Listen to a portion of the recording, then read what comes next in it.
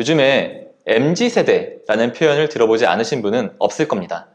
분명 얼마 전에 밀레니얼 세대의 등장에 신인류의 출현이다 라는 말을 하곤 했는데 이젠 그보다 어린 Z세대까지 조직에 합류하고 있습니다.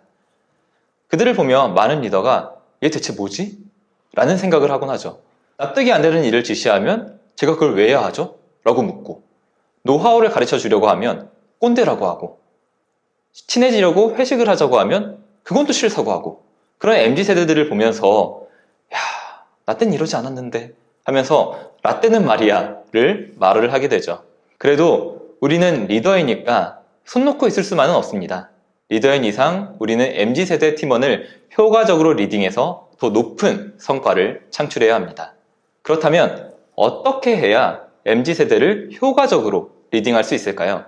기존의 리더십이 효과적이지 않다는 것을 우린 이미 잘 알고 있습니다. MZ세대는 기존 세대와 다릅니다.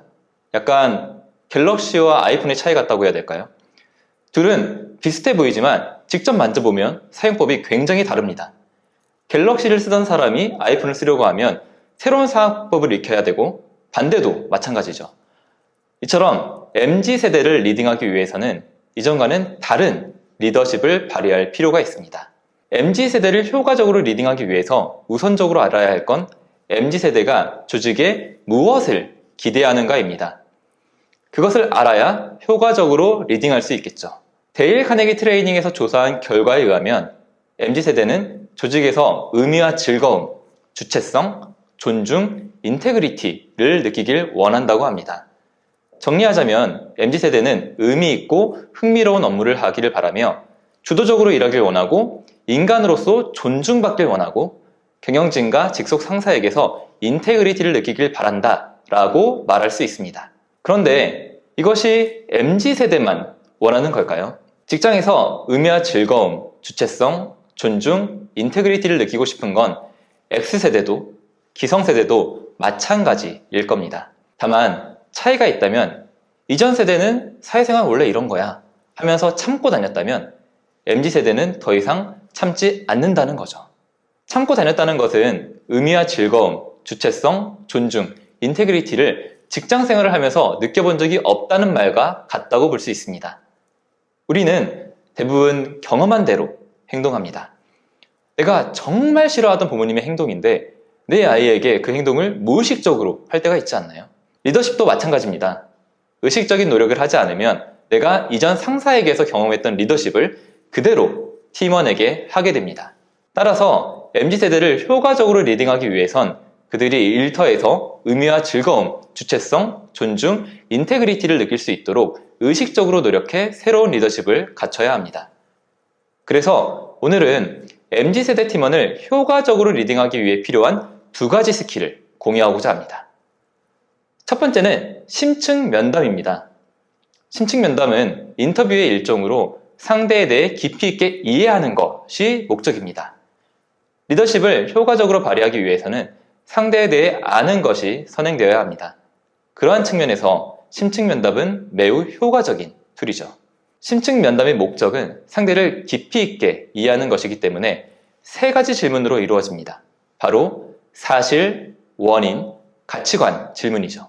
사실 질문은 말 그대로 표면적인 사실에 대한 질문을 하는 겁니다. 전공은 뭔가요? 어느 학교를 나왔죠? 이전 직장은 어디였어요? 어디에 살고 있어요? 회사까지는 얼마나 걸려요? 와 같은 질문이죠. 이러한 사실 질문을 통해 우리는 상대에 대한 기본적인 정보를 파악할 수 있습니다. 하지만 사실 질문만으로는 상대를 깊이 있게 알긴 어렵겠죠. 그래서 자연스럽게 우리는 원인 질문을 하게 됩니다. 그 전공을 선택한 이유는 뭔가요? 이전 회사에서 이직을 결정하게 된 계기가 뭐죠? 와 같은 질문이죠. 말 그대로 특정 사실에 대한 why를 묻는 겁니다. 사실 질문과 원인 질문은 우리가 평소에도 흔히 사용하는 질문의 형태이기 때문에 사실 그렇게 어렵진 않습니다. 하지만 심층 면담의 꽃은 가치관 질문입니다. 그가 어떤 가치관과 신념을 갖고 있고 또 어떤 프레임을 통해 삶을 바라보는지에 대해 이해하는 거죠. 하지만 직접적으로 어떤 가치관을 가지고 있죠? 라고 묻는 건 좋지 않습니다. 너무 무거운 질문이기도 하고요. 또 일반적으로는 깊이 고민해 본 적 없는 문제이기 때문에 답하기가 굉장히 어렵습니다. 따라서 가치관 질문을 할 때는 우회적으로 하는 게 좋습니다. 존경하는 사람이 있나요? 그의 어떤 점 때문에 그를 존경하시죠? 만약 대학생 때로 다시 돌아간다면 뭘 다르게 해보고 싶으세요? 지금까지 이룬 성과 중에 가장 자랑스러운 성과는 뭔가요? 같은 질문과 같이 말이죠. 아마 여기서 이런 의문이 드실 수도 있습니다. 요즘 젊은 사람들은 그런 걸 묻는 걸 싫어하지 않나요? 이게 앞서 말했던 MZ세대가 조직에 바라는 요소들과 무슨 상관이 있죠? 우선 두 번째 질문에 대해 먼저 말씀드리자면, 우리가 심층 면담을 효과적으로 한다면 팀원에게 존중과 인테그리티의 감각을 전달할 수 있고, 팀원에 대한 이해를 바탕으로 그가 의미와 즐거움을 느낄 수 있는 업무와 회사 생활을 할 수 있도록 도울 수 있습니다. 말 그대로 심층 면담은 MZ세대를 리딩하기 위한 기본 중의 기본이라고 할 수 있겠죠.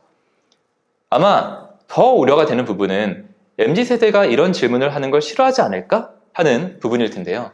사실 자기 얘기를 하는 걸 싫어하는 사람은 없습니다. 그냥 내 얘기를 하기 싫은 사람이 있는 거죠. 이를 위해 리더는 반드시 다음 세 가지를 기억해야 합니다. 심층 면담은 반드시 1대1로 진행한다. 질문만 한다는 생각으로 임한다. 팀원의 견해를 무조건 존중한다. 심층 면담은 반드시 1대1로 진행해야 합니다. 생각해보면 당연하겠죠. 듣는 기가 많을 때 내 솔직한 이야기를 꺼내는 건 굉장히 어렵잖아요. 따라서 심층 면담을 요청할 때 1대1로 진행한다는 점과 평가가 아닌 서로를 알아가기 위한 자리다 라는 점을 명확히 전달하고, 심층 면담을 시작할 때도 여기서 나누는 이야기는 둘만의 비밀입니다 라는 것을 짚어주는 게 좋습니다. 다음은 질문만 한다는 생각으로 임하는 겁니다. 심층 면담의 목적은 상대에 대해 깊이 있게 이해하는 겁니다. 면접을 볼 때 면접관이 말을 더 많이 하는 경우가 있나요? 면접의 목적은 지원자에 대해 알기 위한 것이기 때문에 면접관은 주로 질문만 합니다. 심층 면담도 마찬가지입니다. 내가 아니라 팀원이 많은 이야기를 하게 해야 합니다. 마지막은 팀원의 견해를 무조건적으로 존중하는 겁니다. 심층 면담은 업무에 대한 대화를 나누는 자리가 아닙니다. 오히려 삶과 인생관에 대해 이야기를 나누는 자리에 가깝죠. 그렇다 보니까 나로서는 정말 이해할 수 없는 생각을 하는 팀원을 만나기도 합니다. 저러면 안 되는데 라는 생각이 들 수도 있고요. 이럴 때조차 리더는 팀원의 견해를 존중해야 합니다. 심층 면담의 목적은 충고가 아니라 팀원을 이해하는 것이니까요. 이 팀원은 이렇게 생각하는구나 하고 넘어가야 합니다. 만약 심층 면담 중에 팀원의 생각을 비난하거나 비판하면 그 이후부터는 팀원은 자기 생각을 솔직하게 이야기하지 않을 확률이 굉장히 높습니다. 대화 자체를 부담스러워할 수도 있어요. 그렇게 리더는 내 얘기를 하기 싫은 사람이 되는 거죠. 심층 면담을 효과적으로 진행하기 위해선 팀원이 자신의 이직 계획을 상담할 수 있을 정도로 심리적 안정감을 주어야 합니다. 두 번째 스킬은 업무를 요청할 때 Y와 함께 요청하는 겁니다. 심층 면담을 잘 진행했다면 팀원의 신념, 가치관, 우선순위 등 팀원이 중요하게 생각하는 요소가 무엇인지 알게 되었을 겁니다. 물론 한 번의 심층 면담으로 이런 것들을 파악하긴 어렵겠죠. 그리고 시간이 지남에 따라 사람은 변합니다. 따라서 심층 면담은 주기적으로 꾸준히 해야 합니다. 심층 면담을 통해 얻은 팀원에 대한 깊은 이해는 업무를 요청할 때 큰 도움이 되는데요. 과거에 우리는 흔히 업무 요청이 아닌 지시를 받아왔습니다. 위에서 하라면 그것이 내가 납득이 되든 안 되든 그냥 했죠. 하지만 요즘은 어떤가요? 이것 좀 내일까지 해와요 라고 하면 네? 왜요? 라는 답이 돌아옵니다. 물론 그냥 좀 하라면 해요 라고 해도 일은 해요죠. 근데 그런 상황이 반복되면 MZ세대는 결국 부서 이동이나 퇴사를 선택할 확률이 굉장히 높습니다. 사회생활은 원래 이런 건데 인내심이 부족하다고 생각할 수도 있죠. 하지만 MZ세대가 조직에 기대하는 요소가 의미와 즐거움, 주체성, 존중, 인테그리티라는 것을 생각해보면 이해하지 못할 것도 없습니다.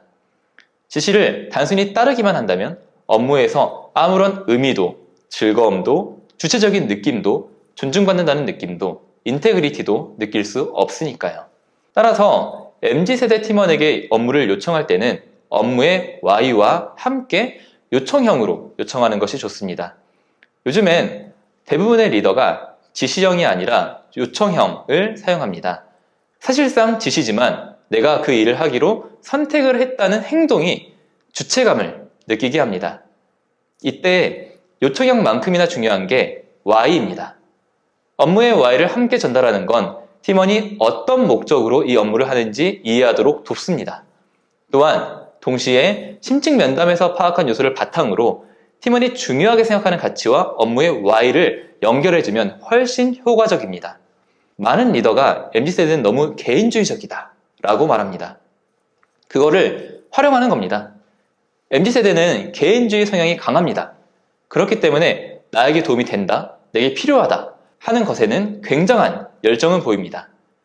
팀원이 중요하게 생각하는 가치와 업무의 Y를 연결해 줌으로써 이 업무는 나를 위한 것이다 라는 생각이 들게 만든다면 MZ세대 팀원은 누구보다 일에 몰입할 겁니다. 업무 지시를 할 때 Y와 함께 요청을 하는 건 리더에게도 도전 과제일 수 있습니다.